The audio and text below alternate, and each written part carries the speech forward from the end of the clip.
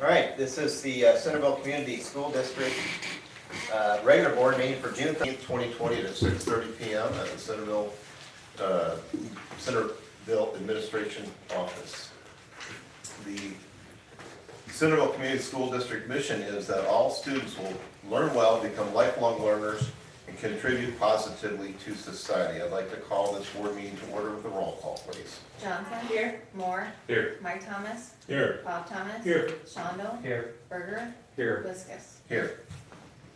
Okay. Do we need the name tags for tonight? For visitors? I can get him out. Is that easy? I'm sorry. As she's getting those out, so just want to welcome everybody back. I know we had a really busy day, and the finance meeting said that it's been 3 weeks and seen everybody for 6+ years based on how frequently we had been meeting, so we kind of felt the same way, so it's good to be back together. I know we have a lot of visitors here tonight, and we appreciate the presentations that we're going to get. And we do have a lot on the agenda tonight. There is I think this is the largest board packet that I've seen as far as number of pages in probably a year. So there's a lot to read.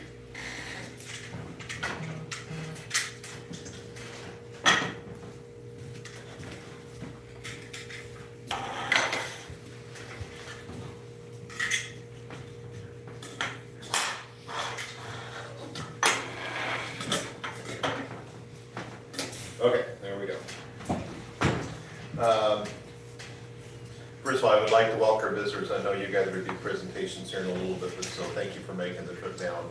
And we look forward to hearing from both Ope and from, Michelle. We got a lot to hear from you too, so looking forward to that. Are there any visitors at this time that would like to speak in the public forum? And since there's none in here, I guess that would be online. If there's anybody online, you would have to, I guess, signify and I can put you on. Are there any online that would like to speak in the public meeting? Public forum?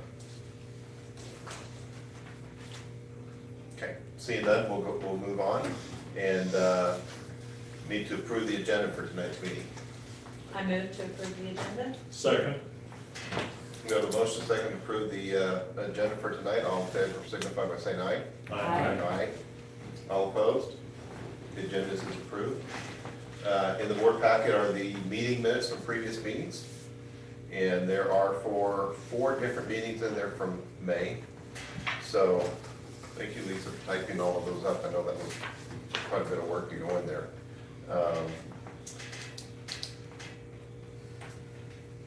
We look for any comments on it, otherwise a motion and a second to approve the meeting minutes from previous meetings. Motion to approve the minutes of previous meetings. Second. We have a motion and a second to approve the previous meeting minutes. All in favor signify by saying aye. Aye. Aye. All opposed? And all the meeting minutes are approved. There is no old business, so we'll move into new business. This is where it gets a little complicated from some of the stuff we're going to do tonight, so I'm going to try and walk you all through that. Hopefully you've read everything in the board packet and you understand that, but if you've got questions, certainly ask, and we'll do our best to answer those. Matt Gillespie will not be here tonight if we have questions, so we'll have to answer those internally. The first two items have to do with the $2 million general obligation bond. These are the bonds that we have previously approved the bid from Iowa Trust and Savings Bank to buy this. Okay. So the first one is we have to approve the tax exempt certificate, and that will be a roll call vote. The next thing we're going to do is, and this is where we get into the legal aspect of things. We have to have a resolution to amend the resolution to authorize the issuance of the bonds and levying a tax payment based on that. And that is a piece of action that we need to take, that Allison Cooney has told us we need to basically update the original resolution. So, any questions on any of those two pieces of action, we'll take them one at a time. Okay, so the first one is to approve a form of tax exempt certificate, $2 million general obligation bond, Series 2, 2022. We will need a motion and a second. It will be a roll call vote. Motion to approve. Second. Who did that second? Sorry. Is it Bob Bob? did. So we have a motion and a second to approve the $2 million general obligations bond, the tax exempt certificate for the $2 million general obligations bond. Roll call vote, please. Johnson? Yes. Moore? Yes. Mike Thomas? Yes. Bob Thomas? Yes. Shonda? Yes. Berger? Yes. Liskus? Here, yes. Here. Okay, so step 2 in this is the resolution to amend the resolution authorizing the issuance of bonds and levying a tax for the payment thereof adopted March 14, 2022 for $2 million. We need a motion, a second, and roll call vote, unless there's any questions on it. Motion to approve. Second. Motion and a second to approve the resolution as stated previously. Roll call vote, please. Johnson? Yes. Moore? Yes. Mike Thomas? Yes. Bob Thomas? Yes. Shonda? Yes. Berger? Yes. Liskus? Yes. Okay. Item C still has to do with the bond, but it's a different bond. The first one we did was a general obligation tax levy bond. This is a revenue bond. And all this obviously is for the high school and so forth. So we need a resolution to fix the date of sale, approve electronic bidding procedures, approve the official statement not to exceed $3,695,000 school infrastructure sales service use tax bond series 2022. We have done a lot of these before, so this is getting a little bit routine, but does anybody have any questions on the revenue bond for $3.695 million? Motion to approve. We have a motion, we have a second. Second? We have a motion, a second to fix the dates for the bonds and that, as stated in the packet. Roll call vote, please. Johnson? Yes. Moore? Yes. Mike Thomas? Yes. Bob Thomas? Yes. Shonda? Yes. Berger? Yes. Liskus? Yes. Okay. The second step of this one is to approve the engagement letter with Allerton Cooney for the Series 2022 Saves Bond. And this is again with every bond that we do need them to have to do the legal work. And since they've done it on one of the bonds, we just need to stay with that, in my opinion. So and this will just be a regular voice vote. It does not have to be a roll call. So we need a motion and a second for this action. Motion to approve. Second? Motion is second to approve the engagement letter with Allerton Cooney's for the Series 2022 Save Bonds. All in favor signify by saying aye. Aye. All opposed? Okay. Now, we're moving on to the spending of the money, I guess, right? Well, just approval to get it going. Getting close to it, right? Okay. So the next one, and this is where we're gonna have some help here. The resolution tentatively approving plan specifications, form of contract, and estimate of total cost for the Centerville High School addition, and setting the time, date, and location for a hearing therein, and further authorizing the posting of a notice seeking competitive bids on said Centerville High School addition.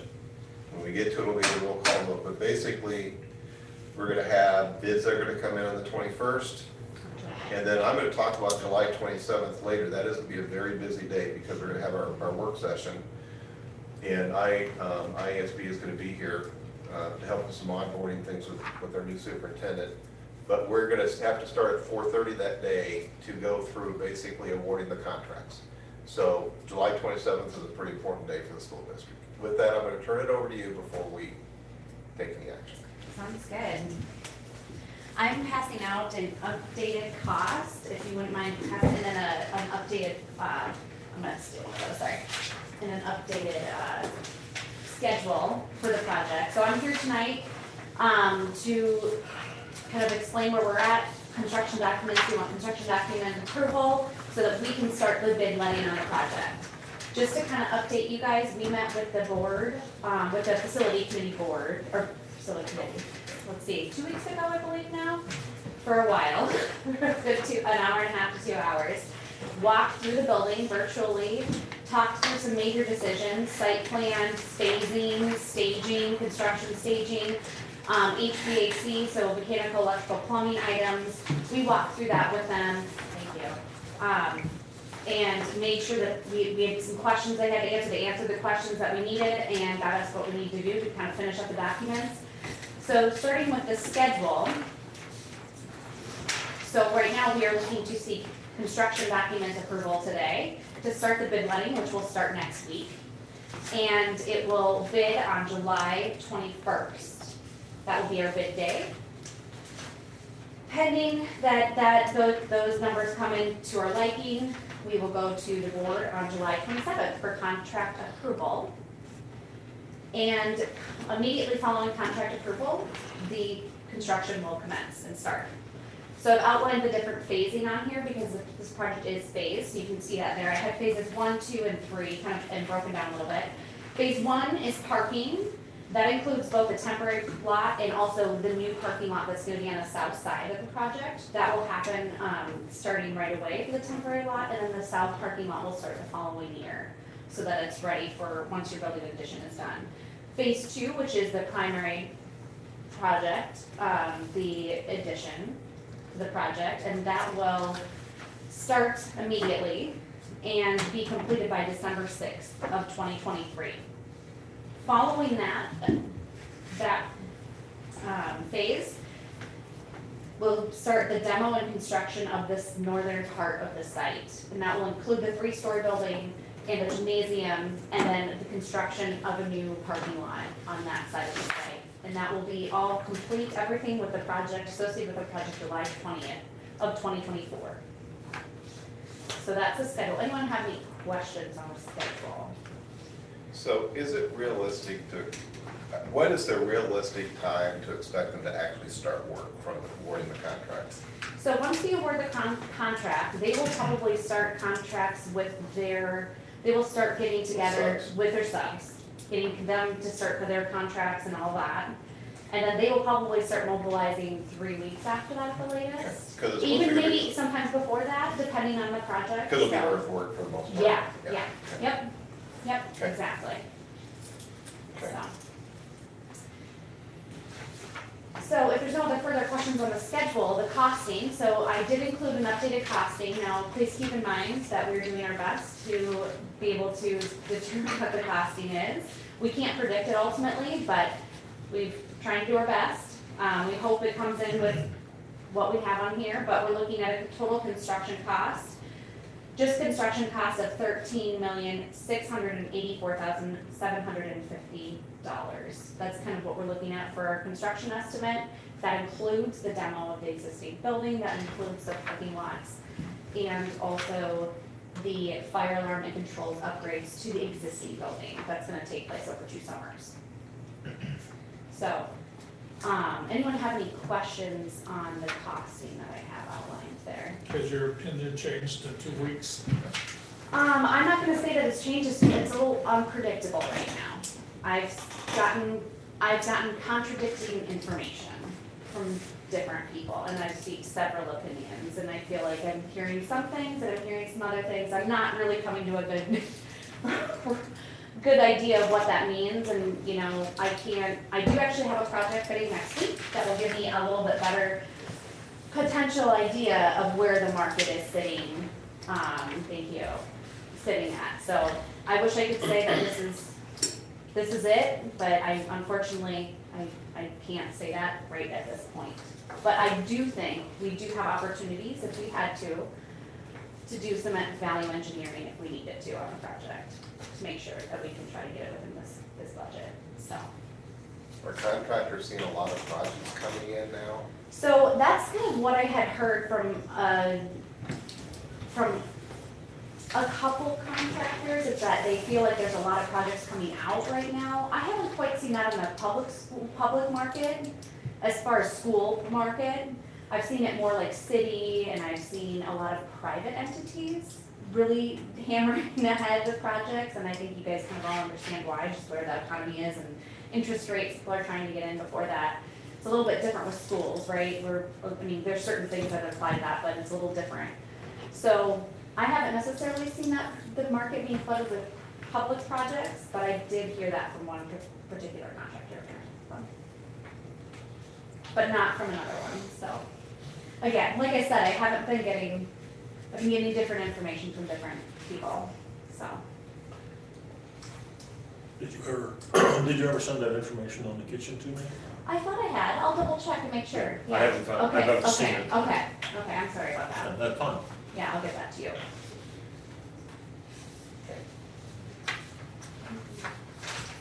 Well, the number's holding pretty close for a while now, so we'll just have to see. Yes, and I'm hoping, like I said, I can maybe get some ideas when I get some of those other projects that will come in, that are bidding. I have a renovation addition bidding next week, so Okay. it'll be interesting to see where that one kind of falls right now with the market. So, Okay. Any questions on this? Because basically, we're about to approve the plans. Just one thing, on the committee meeting, Hall Engineering suggested that we not pave that new parking lot for a while, yes. until that all settles and so that when we do pour concrete, it will last.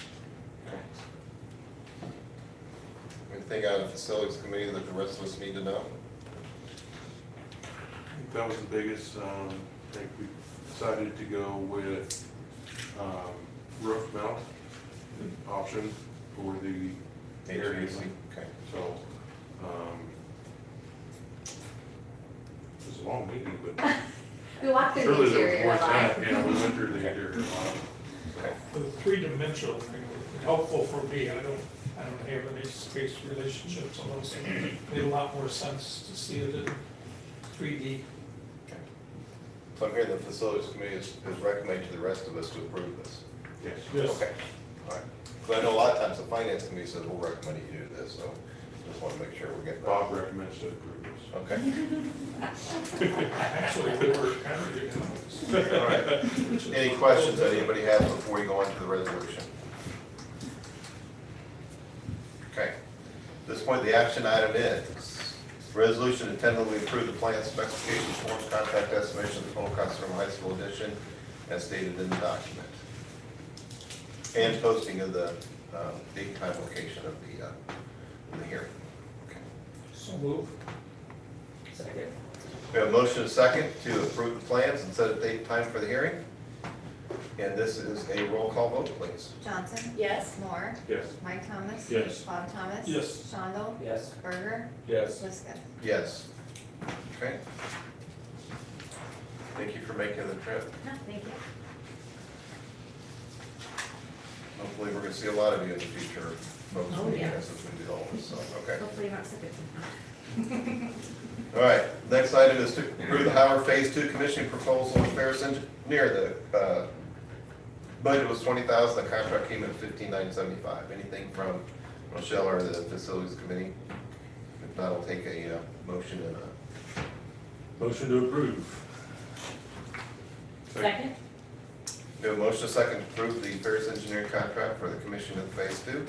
And of course, that's, we want to get that ahead of us because they're doing work on that now, so. All in favor, signify by saying aye. Aye. All opposed? That motion passes. Is there any update that you want to give us, what they're doing on it, or am I putting you on the spot? On Howard? Yeah, Oh, yeah, no, I can give you guys an update. We had a meeting, let's see, my week's all kind of messed up, but we had a meeting last week and met on site, and they're making pretty good progress. They had literally started the day before, so they had already had ceilings out, and I would say 90% of the area there. So demoed out all the major mechanical equipment in the mechanical room, so they got that out. They're making good progress. We have most of the equipment ordered and delivery dates for most of that equipment. There is an item that I got alerted to that for controls, so controlling, getting controls in, that has been delayed. Don't have a final ship date on that, but most items we do have a ship date on, and we're seeing good results in that. So yeah, I feel like they're making really good progress, and we'll have another meeting virtually next week, and then I'll follow up with the site visit Okay. the following week, so, okay, very good. yep. And you're gonna meet every 2 weeks, Yes, yep, same schedule. yes, same schedule, we'll meet every 2 weeks, yep, especially with this one. I was through the project today and they Oh. were really, Good. really cleaned up, ready for the adding on as opposed to the tearing down. So it looked like they were really making good progress. Oh, that's good, good to hear. Okay, so next one, we're gonna hear from OPA, and this is for the food service management services outsourced to OPA. I'll tell you that my timeline at OPA, I want to say, once we were elected to the board, the three of us, I want to say like a month or two after that, Tom called and said, can you come up here? And we had a meeting, and you guys presented, and, COVID happened. At the time, we thought it was a pretty good idea to go out and not source the food. COVID happened, put everything on delay, and so I know that, I don't know how long ago, 6, 8 months ago, Tom, the board asked Tom to go back and let's do this one more time. And I know we've had some meetings around the board table talking about doing all of this, and we even appointed Mike and Brooke, you guys were on with some committees, some others to listen to the presentation, so, how many proposals did we have? We have 3. We had 3 proposals, and I know Lisa put in a lot of work. There's a tremendous amount of work that had to happen by Lisa with the Department of Education to do this because of federal guidelines. Okay.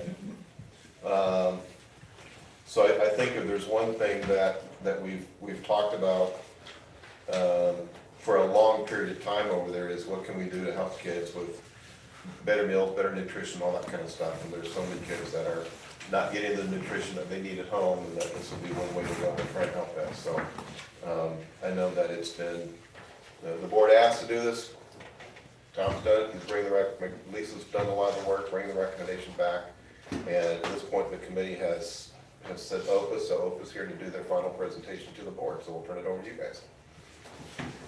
Didn't really come with the intent to do a presentation. Oh. I'm more than happy, Well, Yeah. talk to this. Yeah, but I'm more than happy to introduce. Please talk to those of the- us who weren't in that. Absolutely. My name is Greg Frost. I'm Vice President of Business Development for Companies. I'm on the sales side.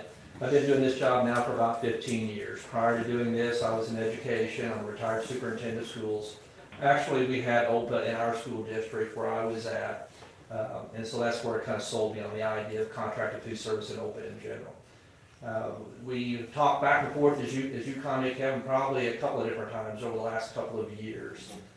When we first came into the state only about 4 years ago, of course, we came into the state, right now, we're in 8 states with about 300 school districts. We just gained Indiana, actually our 8th state last Monday.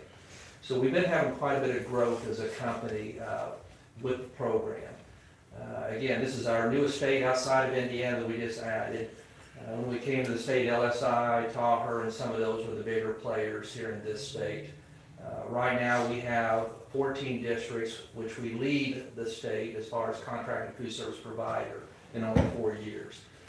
Tauher has 7, we have 14, LSI has 6. Those are the 3 big players right now. Actually, we're excited because we gained 5 new districts. Pending what happens here, if you would vote us in, we would gain 5 new districts to partner with on top of the 9 we already had. So I think that speaks well for OPA.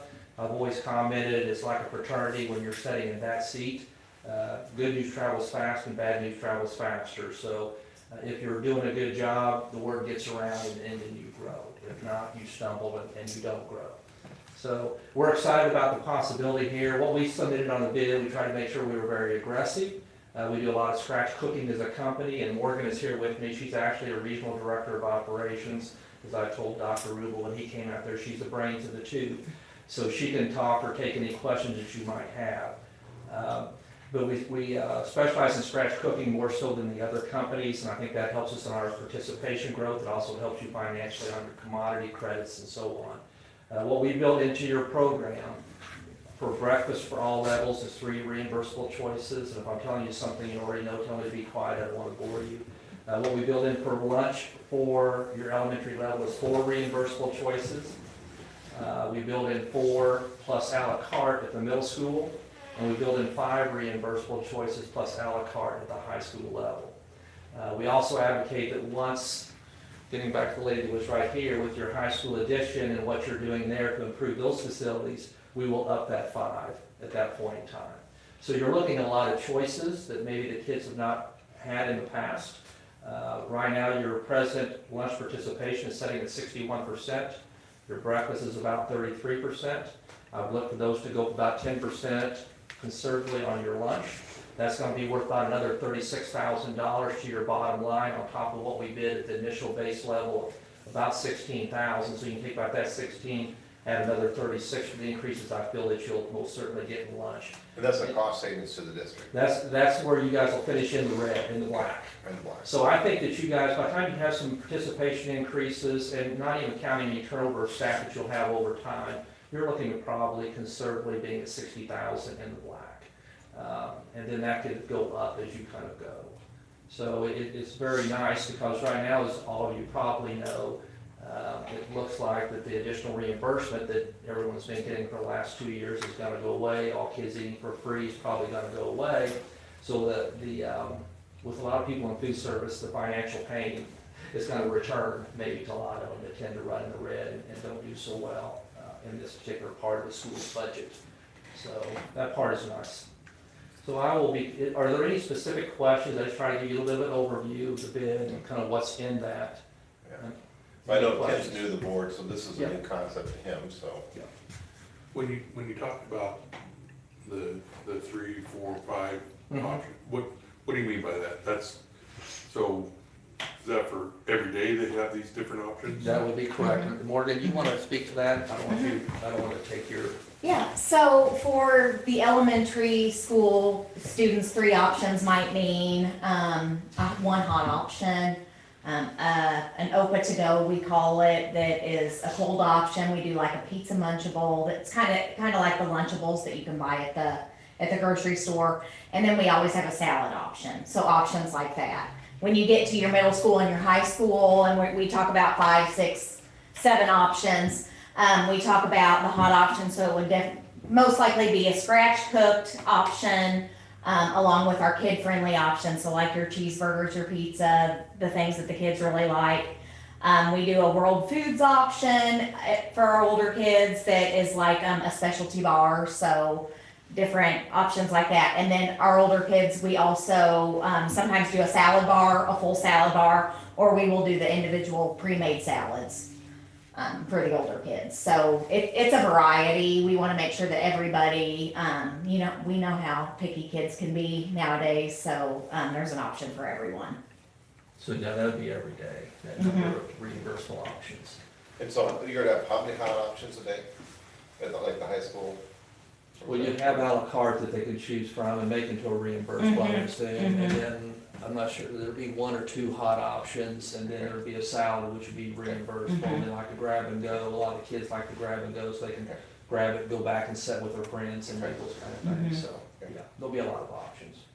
And again, when you get your new high school facility in, we'll look about what you want to do on that and increasing that if you would like that. Okay. And you're saying you can increase that because we're gonna have, what, bigger facilities or? Yeah, little better facilities. Okay. Yeah, Got it. yes, sir. This would all be running off our equipment? Yeah, the way that works, you would continue, Dr. Rubel, Mr. Taylor moving forward. They'll continue to build into their budgets, or Lisa, she's doing the business. She'll continue to build in, just like she does now, for equipment and all those kind of things. So when we would first come in, the model that's being used and been selected by this district is what I call transition through attrition model, which simply means the director would be on our side day 1, but all the cooks would be on your side. So nothing will change for them. They'll still be on your work agreements, work contracts. So the right rate of pay, their benefits, none of that changes. But as they would leave or retire over time, then OPA would find someone from your community, and we would hire them to fill that spot with the blessing of the school district. As far as the equipment, the district would still, the director would still requisition, if they needed something in the kitchen, they would requisition through Lisa or whoever it is in this district, just like their current director does, for that equipment, and they would either accept it or deny it. So at the end of the day, it's still all of your equipment. It's a 5-year contract, it's not 5 years, so don't think of it that way. It means that you have to rebid every 5 years, no matter how happy you are with this particular type of service. That's true in every state. But every year, you would have an extension. So if you were to vote us in, we'd be here for 1 year, and then in April, you would have 4 extensions every April. So as long as you were happy, you would vote yes and extend. If you weren't happy, you could always go back district operator.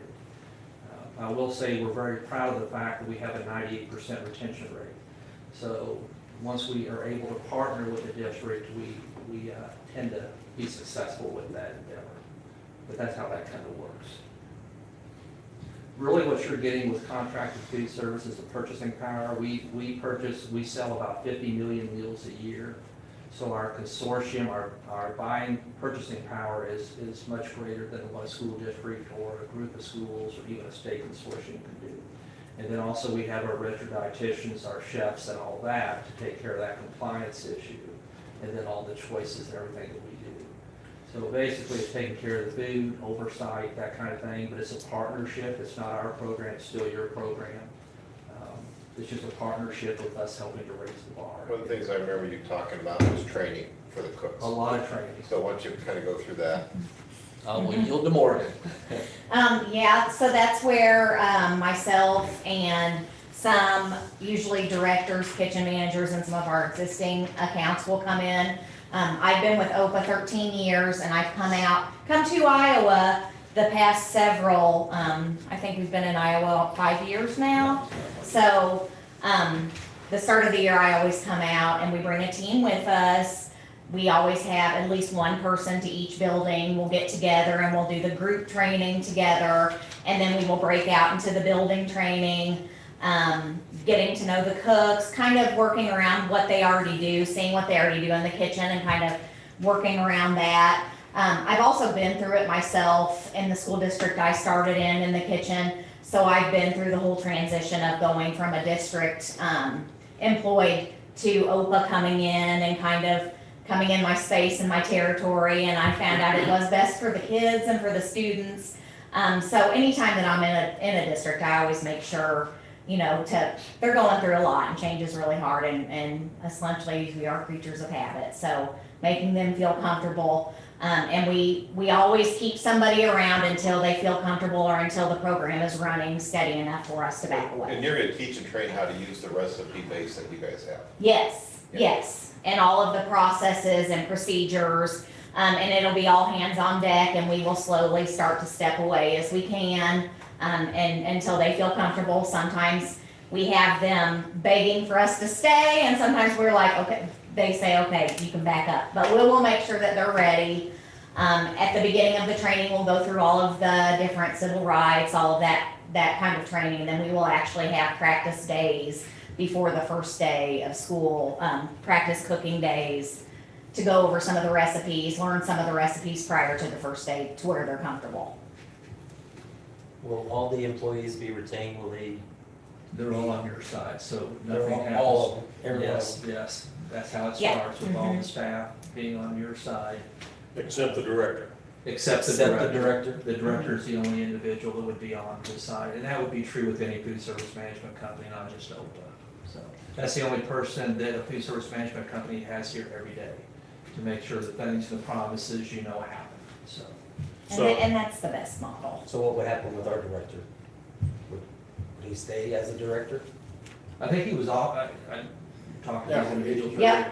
Planning, that's, Most An option is that. districts, if they're happy with the director they have, and that, we don't get into that decision, that's your all's decision, then they just come over to our side. So basically, he's gonna lose his benefits that he has through us. Is that correct or not? No more, I don't know what benefits they have. he will be on their benefits. no more IPers though, right? No, we're private, so Yeah, of course, no it'd be IPers. like going to Casey's, they don't have IPers. So, but we have 401Ks, company match, we offer comprehensive health insurance, we offer those kind of things for our directors. And I think what we build in here will be a nice little bump for him on pay to boot. So, but anyway, that's the package for the director. So how much are you gonna pay him?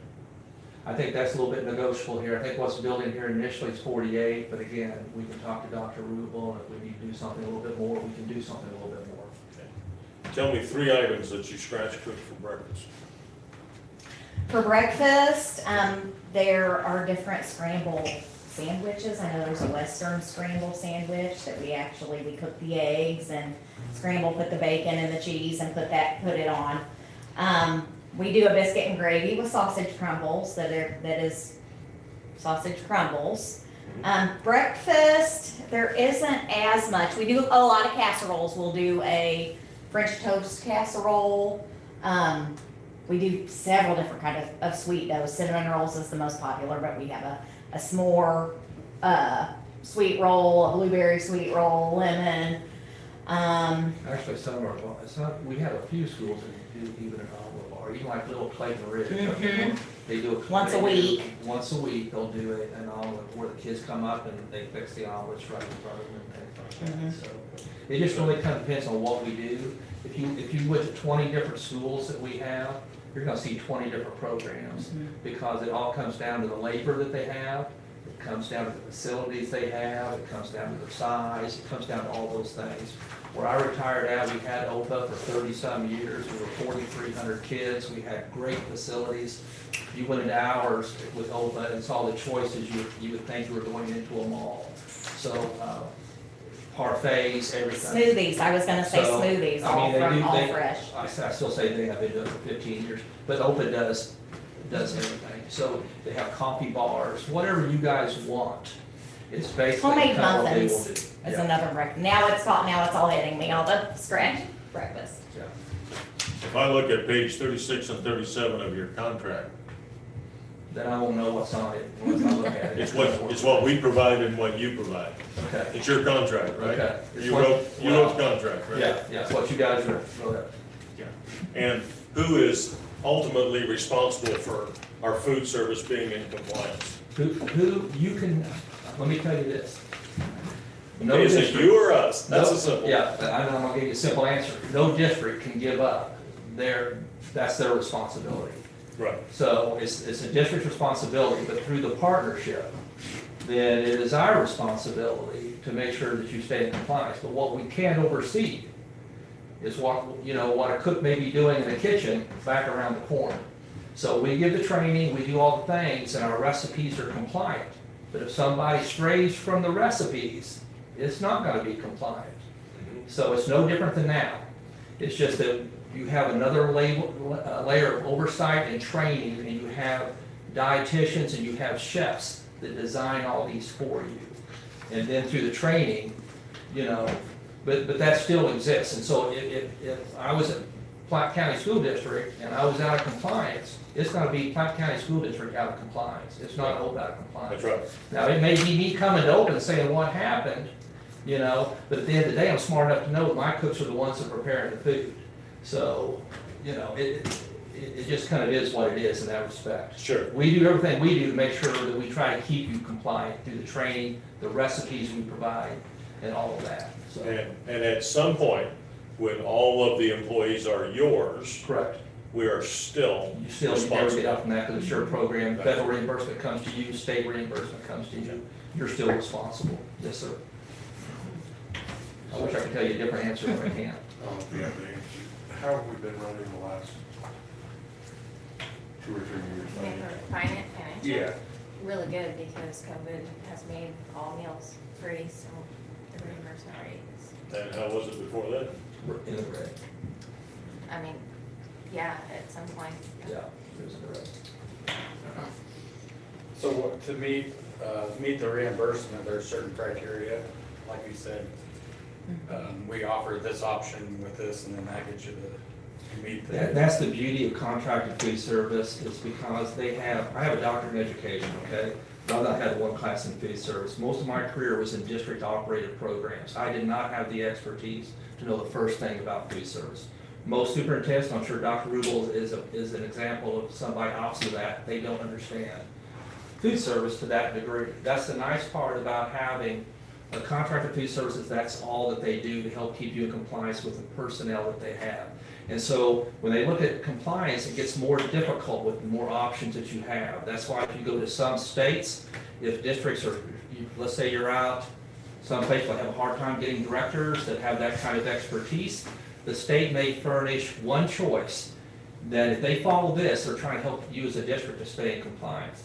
When you start combining more and more choices, it gets to be more and more complex because you have to, and I'm not trying to get into more in this area, I've just done this long enough to be dangerous, but you have to meet the compliance over a week. So you can be out of compliance one day, but you better be under something the next day. And so how everything is done is on a weekly basis, and that's where the value comes in with having that level of expertise with a company that's all that they do. They specialize in that. So that's kind of how that works. It's complicated, and so that's why a lot of districts, even larger districts that are district operated, if they have 2 or 3 choices, they're doing well. You know, they just don't have like 7 or 8 or those kind of things going on, all the different bars and stuff, you know, so. Yeah, Anybody else have any other questions? great questions.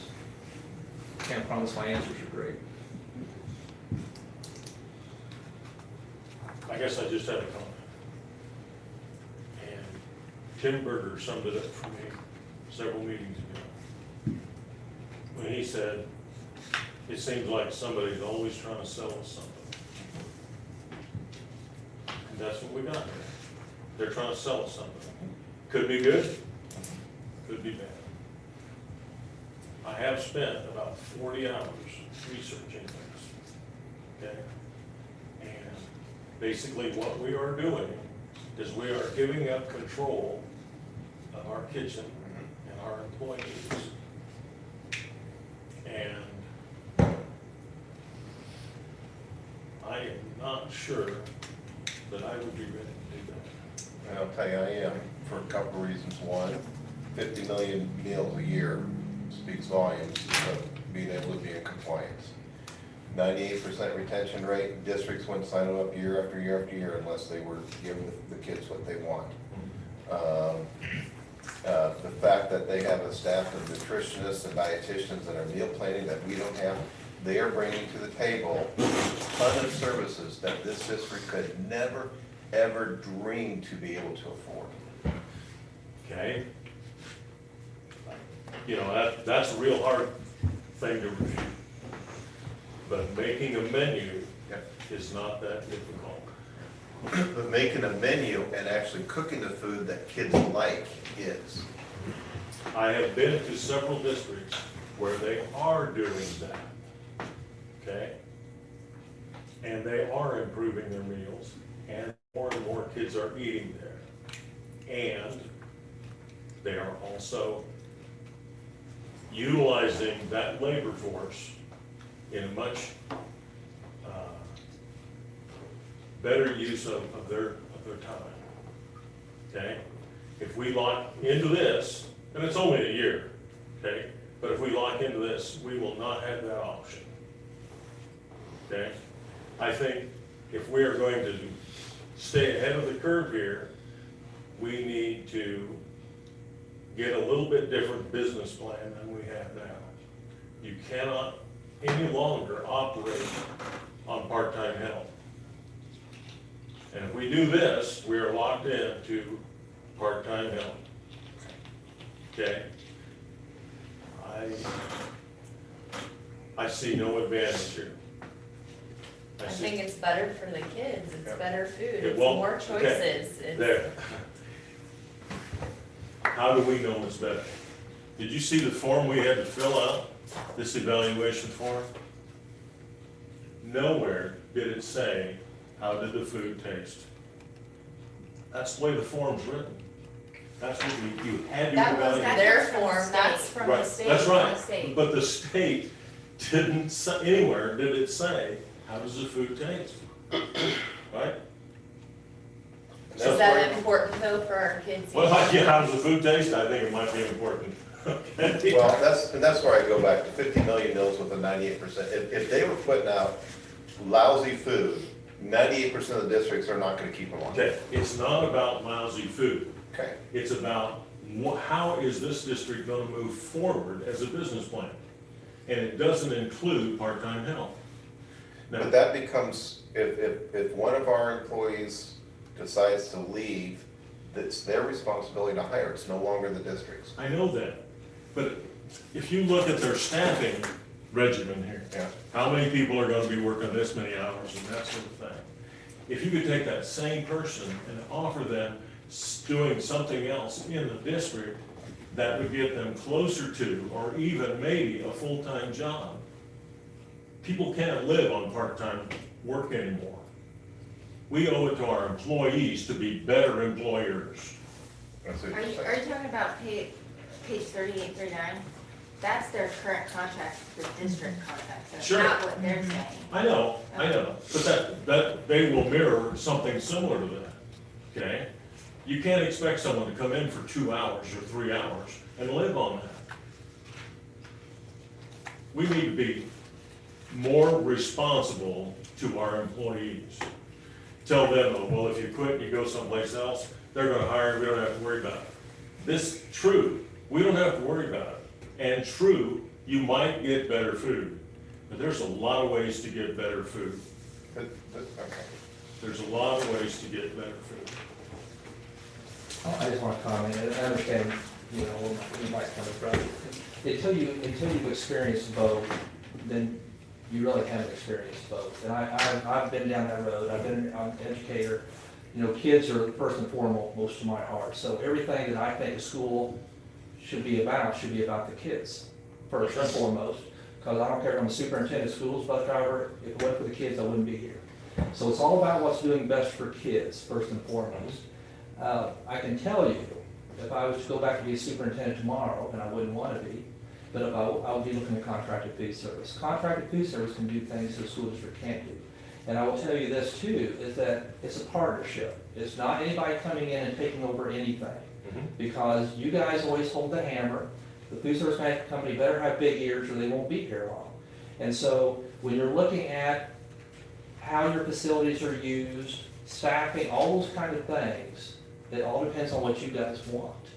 So the federal, state, local revenues flow to you just like they do now. Nothing will change in that respect. You guys now set the prices for student meals, right?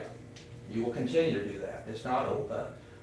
It's truly a partnership in us coming in, helping you with your people and your community to raise the bar with what's going on in this district. Just because you have everybody now part-time doesn't mean that's how it has to stay.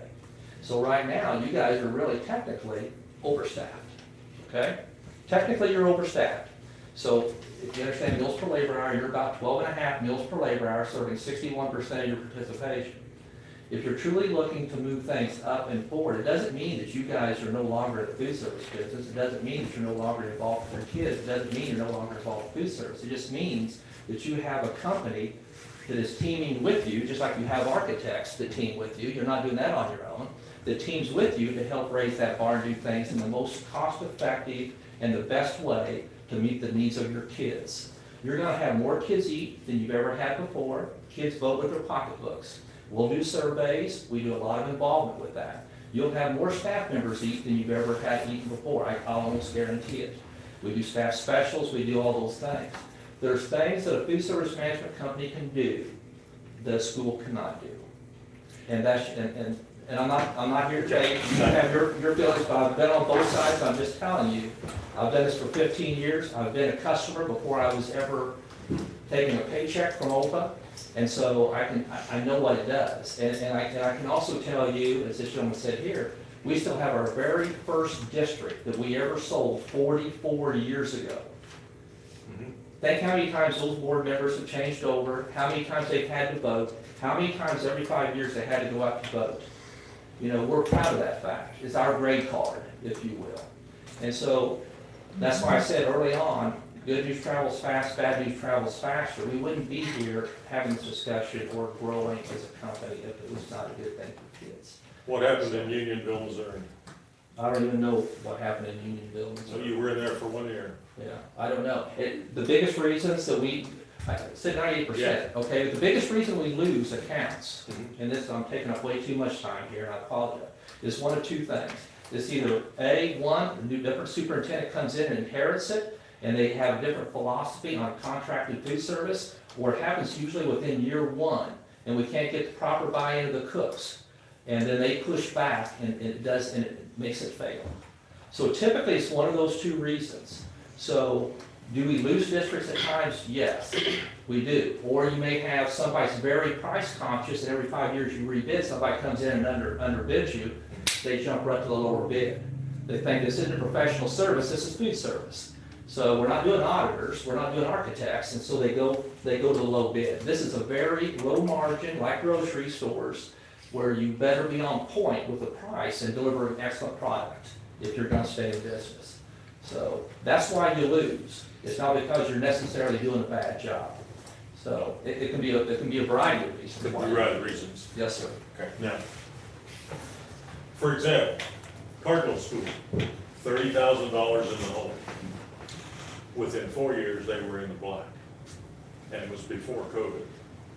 All with the right management, all with the right training. When was the last time we provided any training for our cooks? We haven't invested in our own people. We haven't even invested in our own kitchen. You know, the 2 of the steamers are just like on their last legs. They're afraid to use them because they're afraid they're gonna break and parts are not available. He says we got too many staff down there, okay? They're shorthanded every day, almost every day. I think, you know, this is a good plan. If everything was just fine and we didn't have any problems, yes. But I think if we're gonna really look at the big picture and look beyond food service, we need to look at our business plan and what we're gonna do for our employees. And from my perspective, if we have that many problems, we need to turn it over to somebody who's in that profession, Okay, who has that expertise to do that. again. I don't you- have food service expertise. No, but it's out there. It's out there. And, At what cost, well, it's certainly gonna be, right? at what cost to our And, employees? oh, by the way, it's out there. That's why we're going through this process. Okay. It's kind of hard to fail when we provide everything, okay? The only thing they're bringing to the table is some expertise, they say, okay? Some sort of buying power. Most of the time, that buying power disappears when diesel is $5.29 a gallon. But they still have an advantage of buying power, no matter where that price of that commodity goes, their volume still has the buying power. Okay? It'd be worse without the buying power. Okay, why do we have it in our agenda? Which item is it? The approves, not school fees, consideration of the cooperative purchasing agreement. Because if we don't do this, then we need to do that. Yeah, That's, and if you would actually, in the detail that Lisa typed out, it even says that in there. It says that if we approve this, then we don't have to do the cooperative. right. It's in the detail in the packet. Bob? Yes, sir. I would move to end debate. Okay, Has anybody gone out there and looked at, reviews for this company at all?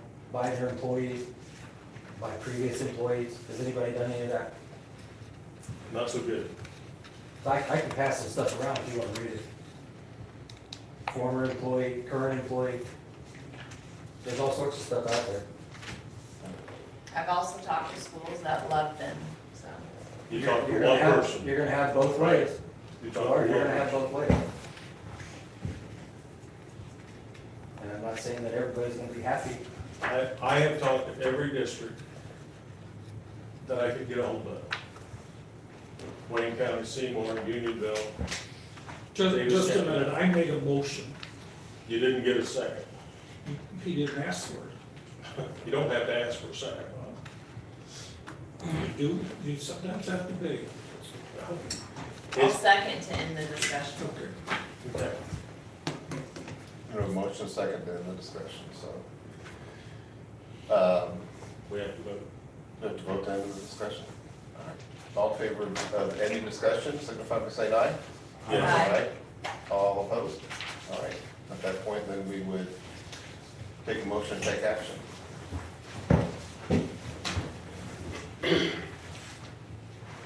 I move to approve the contract between Centerville and OPA.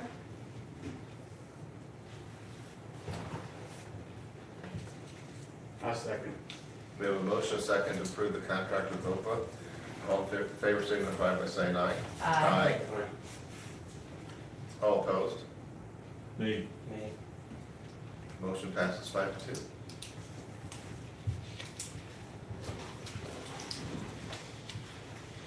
thank you for your time tonight. I'd like to say thank you, and we'll do everything to make you proud on the decisions you made. So thank you. Thank you. Thank you. Thank you.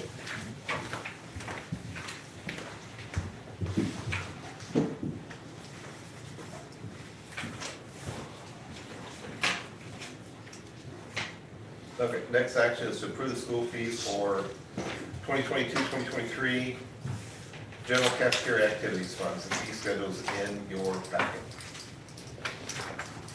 So the fees, we didn't put anything in there. because Oh, we're gonna I'm make a sorry. Recommendation. I'm sorry, we did that at the finance committee meeting. I'm sorry. Go ahead, Lisa. We did a quick poll of all of the, not all, but some of the surrounding districts on what they charge for textbook, software, rental fees for the year. We waived last year's fees, which is about a $20,000 revenue source to the district. I am asking and recommending that we have those fees again, like other districts in the area, and that we, after looking at comparable fees, we'd like to do 50 for the whole district. They were previously 25 for elementary and 35 for high school, junior high.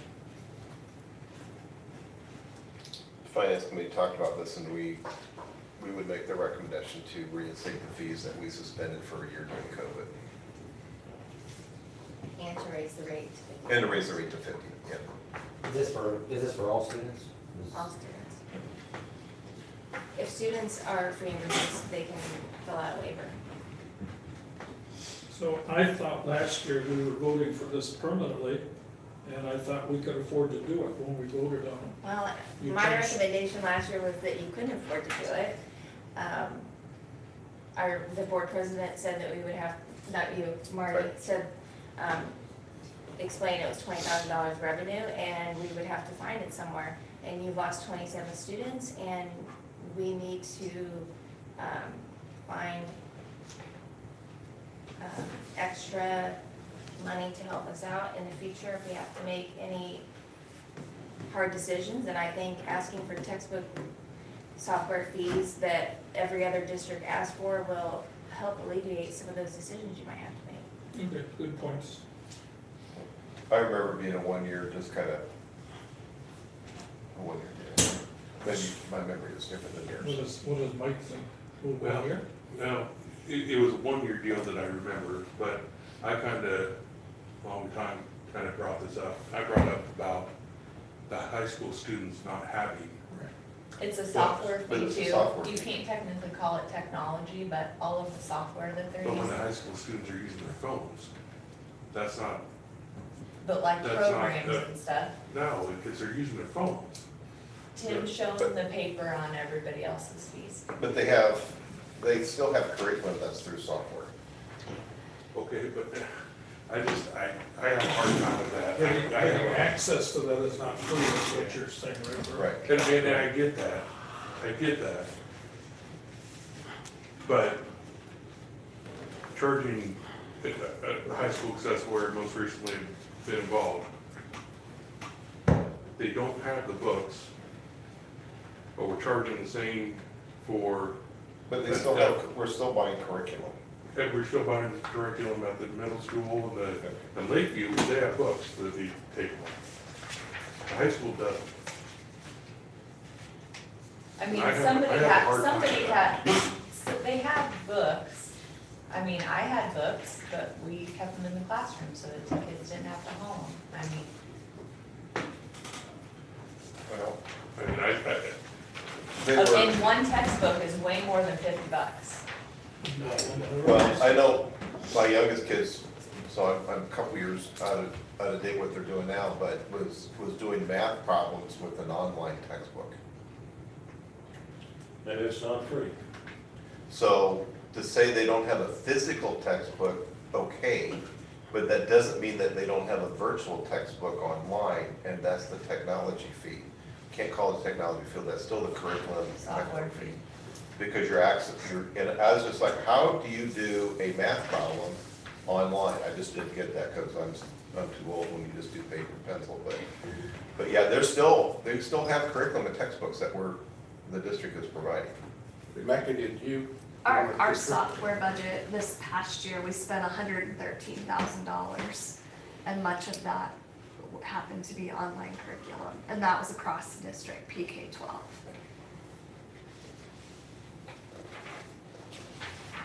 Maybe your kids didn't do as much homework as they should have.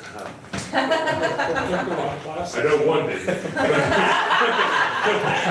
So, I'm sorry, I didn't hear, Lisa, was it $25 for each one? It was 25, 35, and we're proposing 50/50. 50/50, 50. Okay. What school district is WMU? Yeah, that's right.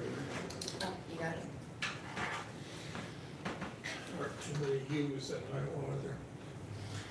Is I'm gonna there, put it this way, I can go along with the 50, but I'm gonna vote no. I'm gonna vote no, yeah, I think stuff's taught out of textbooks in high school, but they can't take them home. And that bothers me. That bothers me a lot. Well, they can They take can them take home. No, they can't. You can't check a book out overnight. They have enough for a class. Right, they can take it and bring it back in the morning. I don't know how that works, but It probably depends on the teacher, but I would think that they can check. And that's wrong. To charge me $50 if my kid can't take it home. But one textbook is way more than $50. Absolutely. Okay. so, my question is, are the band instrument rental and the percussion rental, is that gonna stay like it is? And you're happy with that? Yeah. I have a question, and maybe you can answer Mecca. So my kids are in elementary, they do bring home a Chromebook? Chromebook. I mean, is that something that's kind of included in this? We Yes. can't do fees for Chromebooks. We So- can't pay for those out of Pebble Save and then turn around and ask you as a parent to pay us a general fund fee for that, so we. Okay, well, I do see those coming home with my kids, I guess is what I'm saying, but this is separate then. 'cause we Yeah. can't- Yeah. But the stuff that's on those Yeah. Chromebooks, we had to purchase, so the kids could use them. Yeah. Apps and software, that stuff. So that stuff, we can say a software fee, but the actual device, we can't say is what we're taking the $50 for. Does It's that make sense? school finance, funny money. Right, so where's does it follow where you do the free and reduced and whatever? Does that follow the state guidelines or federal guidelines? It's the same guidelines So it's the as same red guidelines as nutrition. everything else, okay. So not every student will pay this. Right, Right. if they request a waiver and they are approved Yeah. through the income guidelines, then. But they have to request a waiver. Right, That's the same, it's the same as the free and reduced. right, Yeah. all the, yeah. And It's the same umbrella, the free and reduced and the waiver. is everything online again, gonna be next year, or are you doing it Registering? registration? I think, Yes. I'm just curious. I think we're doing it all online. Correct, yes. Yeah. Motion to approve the school fees. Second, Motion second to approve the school fees for the next school year. All in favor, signify by saying aye. Aye. All opposed? No. We're in. All right, the FY 22 teacher salary supplement. The schedule's in your packet. It averages like $50, $60 a teacher, I think is what I saw. This is kind of an annual requirement to, I know it's an annual requirement, Lisa, help me out. To pay out, master contract states that 5% of the TSS funds have to be kept out in case you add more staff during the year or staff at any point after the negotiations process and when the index schedule is paid. So, that final amount that's left over is paid out in June. Should I have a motion, please? Motion approved. Second?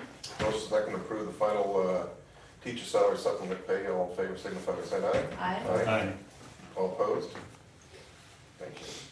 Next one is to approve the addition of the middle school and high school girls wrestling program. Mr. Parker is asking that we add those two programs, and therefore, I guess we'll have some coaches action on that too at a certain point.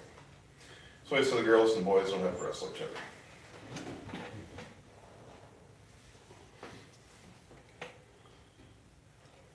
Motion to approve girls wrestling program. Second. Motion and a second to approve the middle school and high school girls wrestling program. All in favor signify by saying aye. Aye. All opposed? Next item is add a Schedule D addition for the color guard sponsor. I think this in the past has been was done by the band director, but at this point, Mr. Parker's recommended that we break this out to a separate, well, it says sponsor, I would say coach or trainer, whatever it is, so.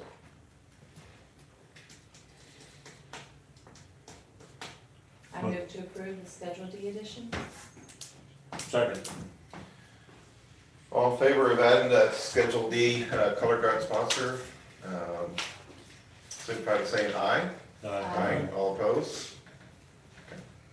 Can I get off the topic a second on this extra duty schedule thing? My understanding is that we have more kids out for bowling and trap shooting, but we pay a pretty low salary for that. And when this chart was originally made, it was based somewhat on the number of participants. And do we have more people out for bowling and trap shooting than we do football? Is Rich available? Yeah, I'm on here, Bob. Am I on target or wrong? I mean, you're not wrong. We do have a lot of kids out for those sports. The reason those are paid less is they are only on a 45-day contract where they only practice twice a week, whereas the other sports practice 5 days a week and have more contests. So we really don't base it on the numbers of kids for salary. It's more of how many contracted days are needed for the season. Okay, that's what I needed to know. Thanks, Rich. Yep. Why aren't those up there under athletic things? Why are they under other? What you mean? Why are they listed under? Well, I think that's just where they're at on the chart. There's certified sports. They letter in them. Everything's sanctioned except for trap shooting. It's just where they're listed on that sheet. It's Yeah. probably because it's a 45-day contract. Oh, okay. Just the order bothers me. It just isn't logical enough. Rich, But do you, we can change the order. Yeah. Rich, do you think that the trap shooting would ever be a sanctioned sport? According to the state, probably not. I don't think they can get their hands wrapped around the whole thing. And I think that just the weapons in general scares them, is what I think. But they've not sanctioned archery or anything. So until they sanction archery, I don't see it being a sanctioned sport. Doesn't mean we won't have it. We have a great support system, great coaching staff, a lot of participation, and we're really succeeding at it. So, and it is catching on at other schools. But as far as the Iowa High School Athletic Union taking a hold of it, I would guess they don't.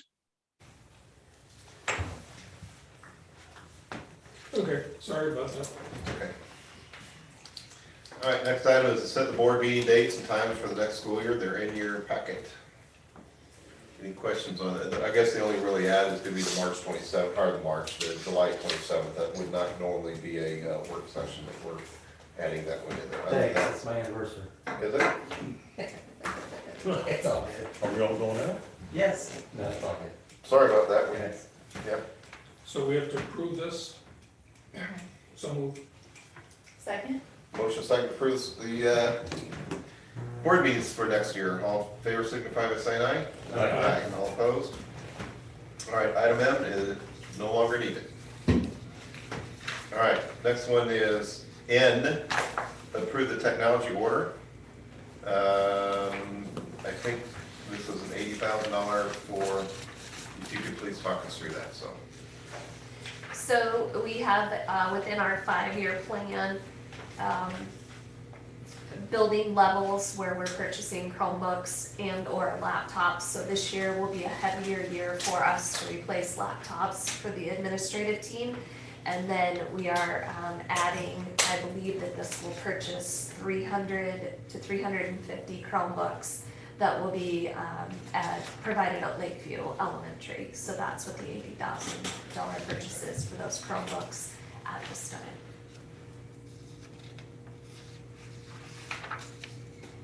How long does a Chromebook last? 3 to 4 years. Right now, we're working for some consistency across the district, purchasing Dell Chromebooks. So the ones that we are replacing have definitely seen their 4 to 5 years at this point.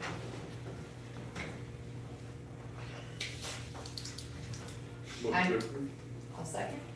All right, motion to approve the technology person to the new Chromebooks. All in favor, signify by saying aye. Aye. All opposed? Okay. As a point of order, I'm starting to get a full set online right here, so bear with me as I go to finish this.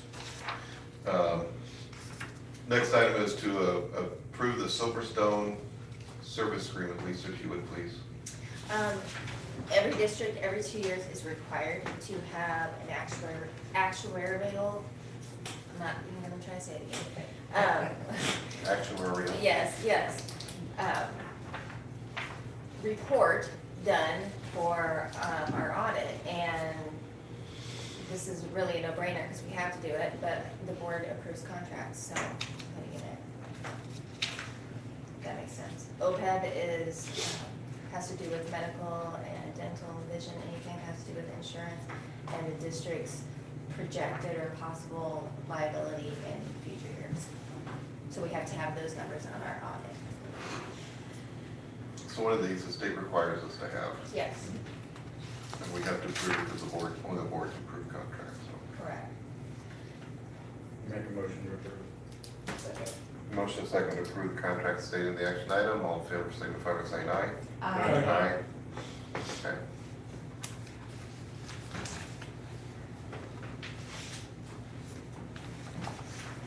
All right, consideration to district view, legal our newspaper for legal ads. Again, that document is in the board packet, and there is some state requirements that if you do have a locally, call it hometown certified newspaper, that is supposed to be the newspaper of choice, and at this point, Adventist Weekly does meet that, and the rate schedule's in there, and the rate schedules are actually set, looks like by state law, so. That's the action item in front of the board. So moved. Motion second to make Adventist Weekly newspaper as a,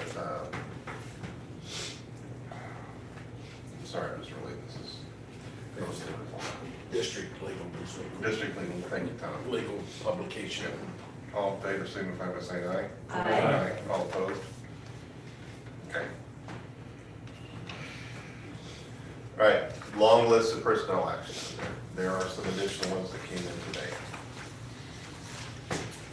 I have a question about the superintendent's contract. Okay. Paragraph 6 says that he would be paid for unused vacation days. We have a policy against that, is that correct? That is on every contract that we have right now.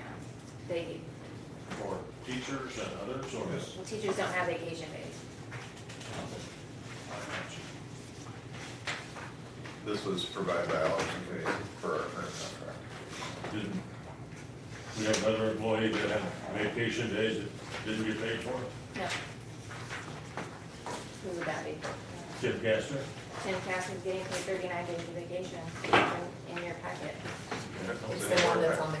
It's in your board One packet. that emailed to Okay, you. okay, the one that got, all right, I'm sorry, I didn't see that one. It was in the first packet that went out, the original packet that went out on Okay. Friday. All right. Thank you very much. Okay. Okay, in addition to this, we have, and I may lose track of some of these were passed out to you. Okay.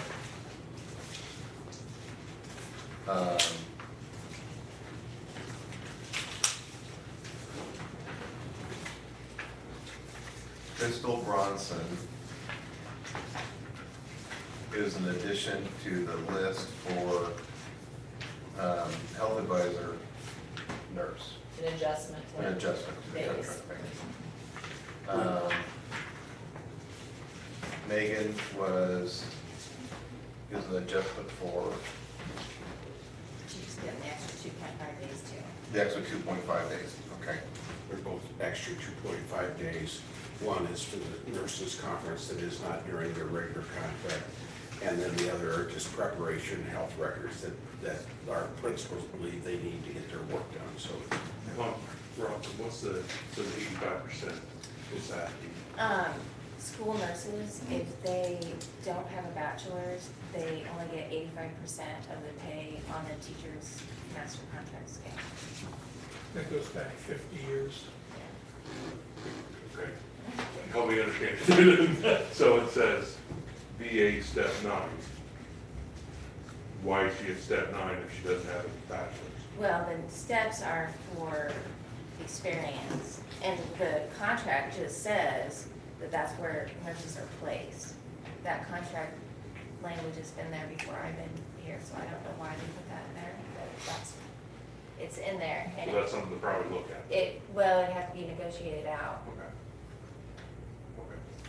So, okay, if she doesn't have a BA, why she have, did she start? I think that's why they're giving her only 85%. Yeah. It's dictated in the master contract. Obviously, if that isn't what the district wants to do, then you, like Lisa said, you'd have to negotiate it out and talk about it. Okay. And I was just confused on that. Yeah, it is Yeah. confusing. Okay.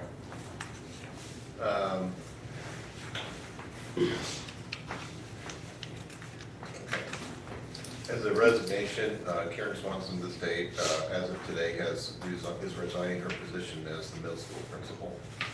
That one is provided not in the Friday packet, but in today's packet. Mr. Taylor's recommending Brad Warren, and the contract is in here as the new high school principal. That's in there. So those were provided at the other packet. And then we've got, in addition to all these other ones,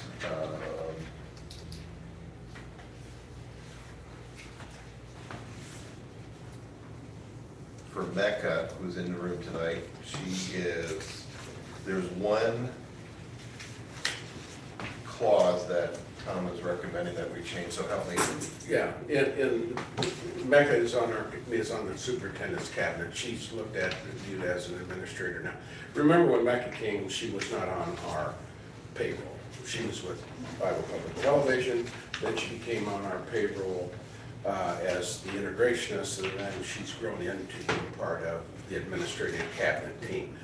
There's just one simple sentence at no cost that our principals have on snow days, that they don't necessarily have to come in, they have to do work, but they don't have to come in on snow days. They're not required to do so, they normally do work.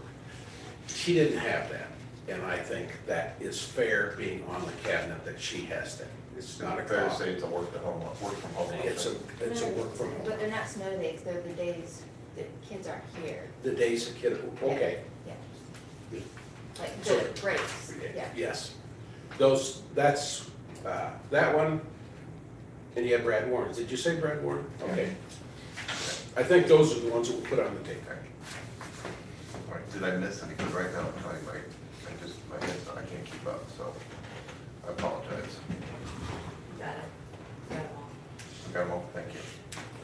I would like to take Brad Warren's contract separately as an action item.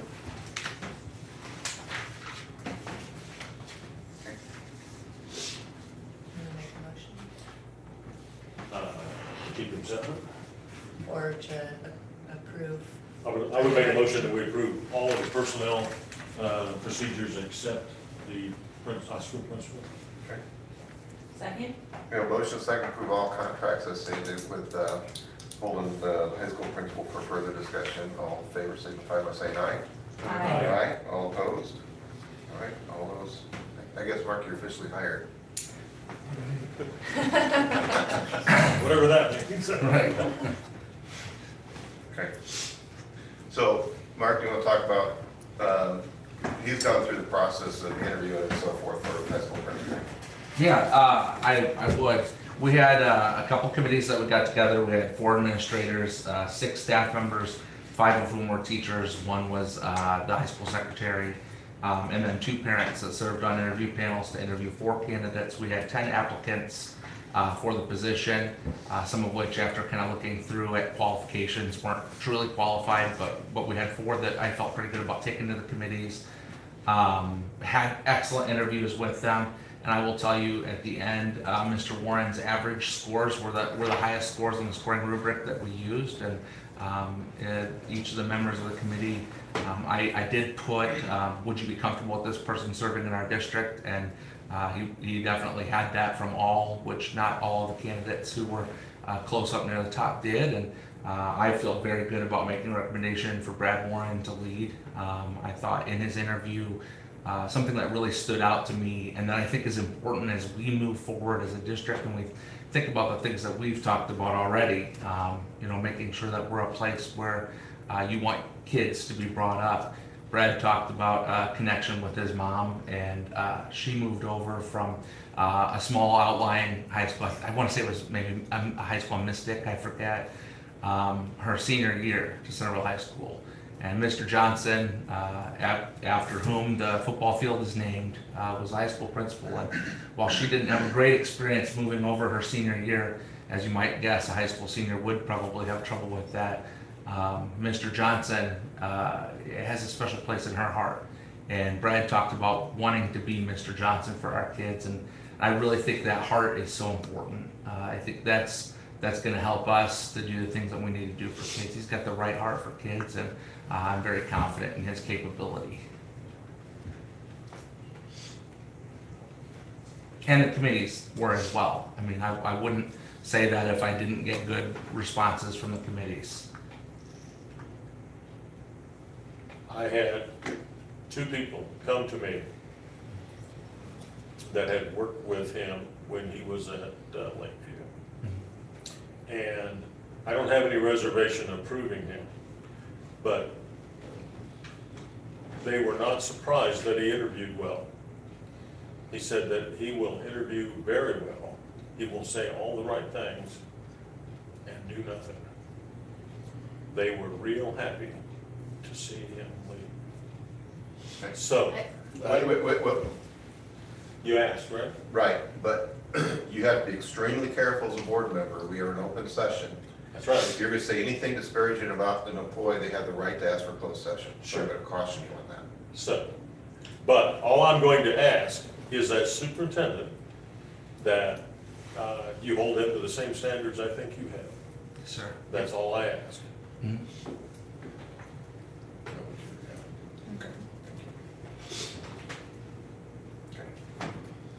I move to approve Brad. Second. A motion second to approve Brad Warren as Centerville High School principal. All in favor, signify by saying aye. Aye. All opposed? Thank you.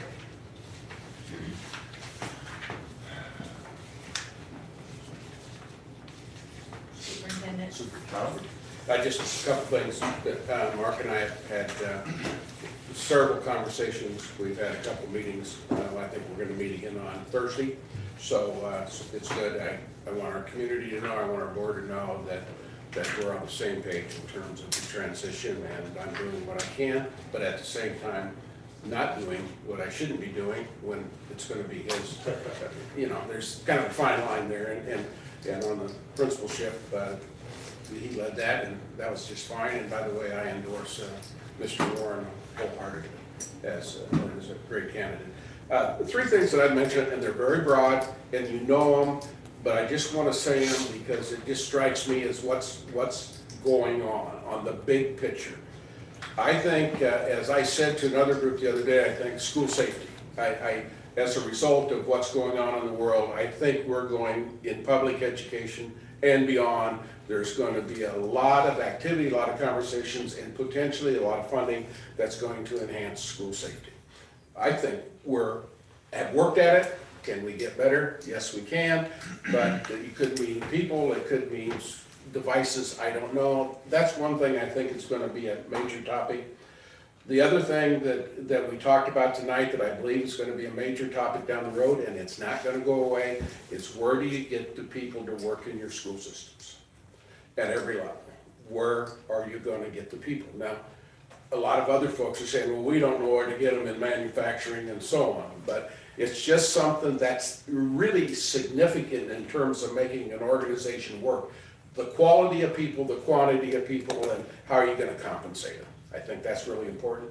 And there's another issue that is sticky, but I feel obligated to say it. We lost 27 students this past year. There is a statewide and a countrywide conversation about vouchers. If I were a board member, I would understand both sides of the voucher issue in great detail, because vouchers will impact schools. And I'm gonna leave it at that because it gets very quickly into political dynamics. I don't wanna do that. I'm just saying, pay attention to vouchers and what they may mean. So that's all I have, Kevin, thank you. Okay, question? Tom, do we have any movement towards a buildings and grounds person yet? Yes, we had interviews this morning. Oh, good, good. We had interviews this morning, and we had 3 candidates, but that's where it's at right Sure, now. okay. So, Thank you. that, What about curriculum? that's gonna be on hold until July 1, and, you know, that was kind of a financial thing, distribute duties, see how we could make that work. But that's kind of one that I think I'm done what I've weighed in on. It's gonna have to be picked up. Yeah, later on. I see we lost our consumer science teacher. Yep, That's a tough one again, isn't it? yep, it sure is. It sure is. We talked about that this morning, and, Well, I appreciate your efforts to get one for this year. well, we'll, yeah, we want one. We need one, and it's, you know, I was with Terry and Karen and Matt today, and just talking about different aspects of the Board of Educational Examiners and the Department of Ed, and what they can do, and some things that legislators are doing. I'm probably going further than I need to, but I think what there's more of is there's more potential unique opportunities to piece things together with people, and maybe the Department of Ed is more receptive to that because they know the shortage of teachers in that particular field. Okay, very good. Is there anything from the facilities committee for the report? No. I don't think so. Finance No, committee? just about, one time you were trying to schedule a meeting of the committee. Did that never happen? For the facilities committee? Yeah, No, no, I don't think so. Couple weeks ago. yeah. We I met was with trying just to. one a couple weeks ago. Oh, We met last week for an hour, and we're meeting again, I think, on the 22nd, Yeah, I think so. and again on the 28th, I think, to iron out, you know, kind of how things were gonna go. progress, thank you. It looks pretty smooth so far.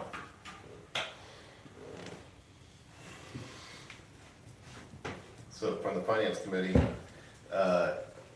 Amy from Northside Insurance came in, and we're looking about a 12% increase on property insurance, mostly due to valuations, just property value changing with the economy and everything.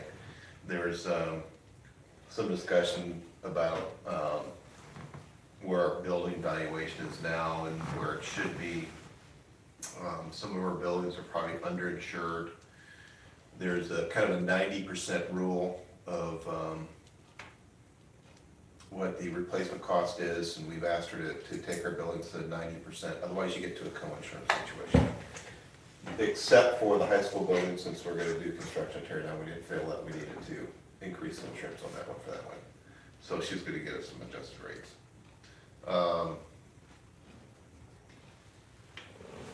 And the textbook fee is really the other thing that we kind of talked about. We talked about church for a long time.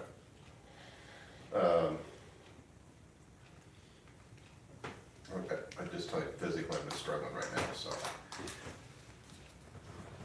Let's go to financial reports. Yep. Any questions? Yeah. Did we have a rule that people have to turn in their mileage fees in a more timely manner? We told them we wanted it quarterly, And some people did not do that, right? right? But I think I also said I don't have an issue as long as it doesn't go past the fiscal year. Which ones are they? I think, at page 9, Charlotte Head and Jenny Dunn. Well, Charlotte Head shouldn't have any mileage, so, Well, it doesn't, she turned something in there. Yeah, you're right. well, maybe, I'm gonna have to look here. On page 9, I thought it was. Go ahead. that's her sub-color. She gets paid for phone for sub-calling. Just once a year? That's usually how they do it, yeah. Okay, I didn't have that in my head, okay. And then was there someone, who was it? Jenny was Interim. like January on or something like that, she's a semester maybe. Okay, because I think Mike had brought that up, but we didn't take that, and then I wondered if we were actually doing what we suggested, I guess. I mean, we can make a policy that we don't pay them, if that's what you wanna do, but Well, if you're happy, I'm okay. I'm okay as long as it's not, I mean, it doesn't go past the fiscal year, then I won't pay it. I got you. Do we need a policy for that, Lisa, or you just gonna drop the hammer?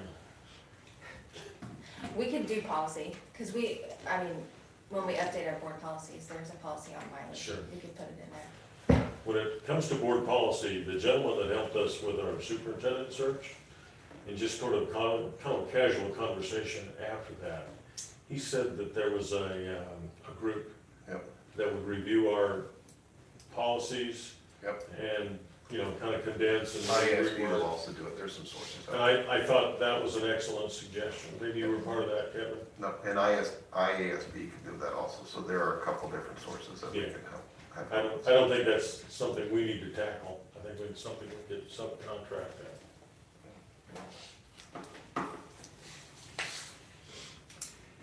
We'll never take away. Okay. Do we need to Well, approve yeah, the yeah. financial reports? We need to approve, yeah, motion Motion. second to, Motion to approve financial reports? Second. we have a motion second to approve the financial reports. All in favor, signify by saying aye. Aye. Aye. All opposed? Okay. Board takeaways, I don't know what the order is, I'm just. let you guys answer. Well, You're first, Tim. after that extended break that we had, it was nice to jump back into finance and we were right back into it, so. Are you understanding it better? Yeah, I think so. Not an expert yet, but, yeah. Maybe next week. But, yeah, we're right back into it, so, and I'm excited, for the Mark on, and I want to thank Tom for all the knowledge he's shared with me.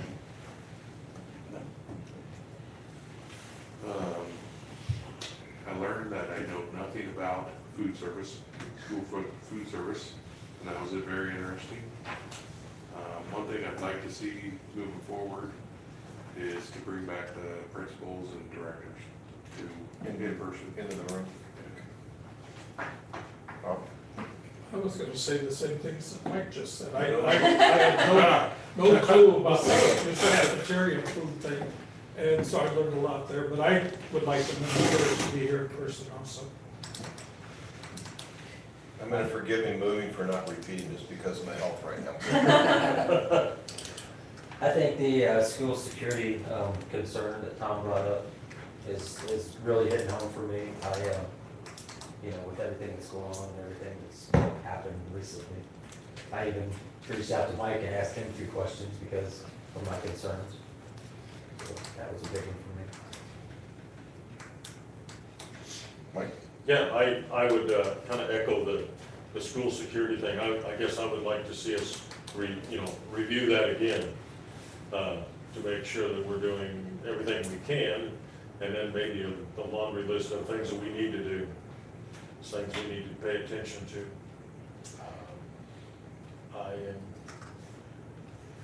The motion to put the high school up for bid was almost scary for me. That is the biggest project we have undertaken in a very, very long time. And I have tried so hard to make it right. And I hope we did. Community will judge us.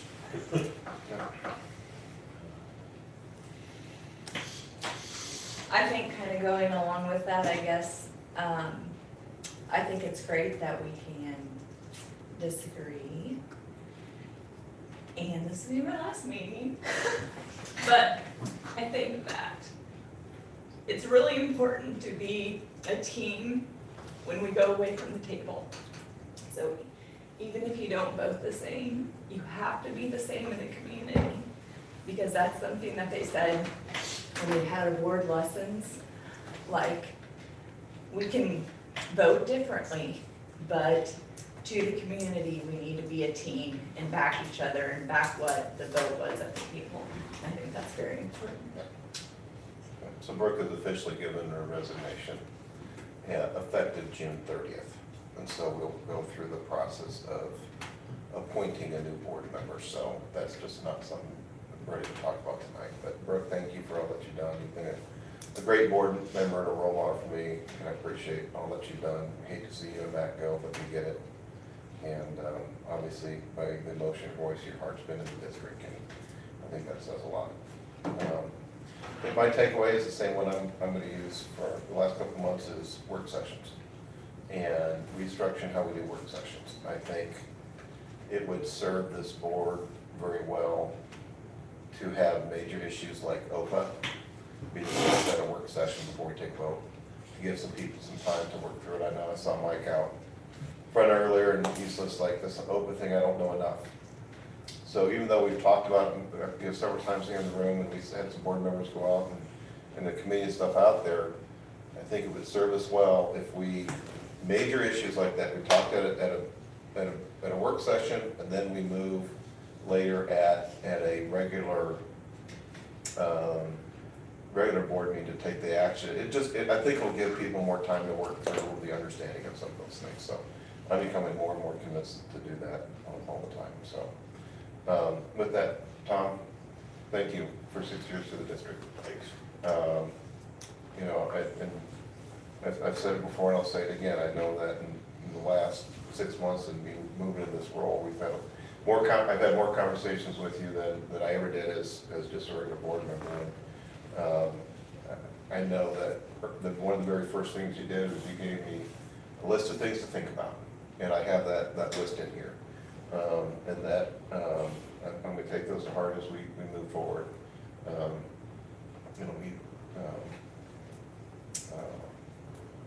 I just remember the one day you kept handing me paper after paper after paper. These are issues, these are issues, these are issues to think about. And I really appreciate that. And I think we'll take those seriously to heart as we move forward. And I think that I probably learned more in 6 months with you as a 6th time as a new board president than I probably could have learned anybody. And I mean that in a very healthy, positive way. And I appreciate your counsel and your guidance in there. And hopefully, as you move on to retirement or whatever you're going to do, that A, it gets better, and B, you have time to enjoy the family. Yes. So thank you for all that you've done for the district over the last 6 years. Yes. Appreciate it. Totally, bro. Thank you. So with that, motion to adjourn. Second. All in favor of adjournment, please signify by saying aye. Aye. Thank you. Thank you for all that you do.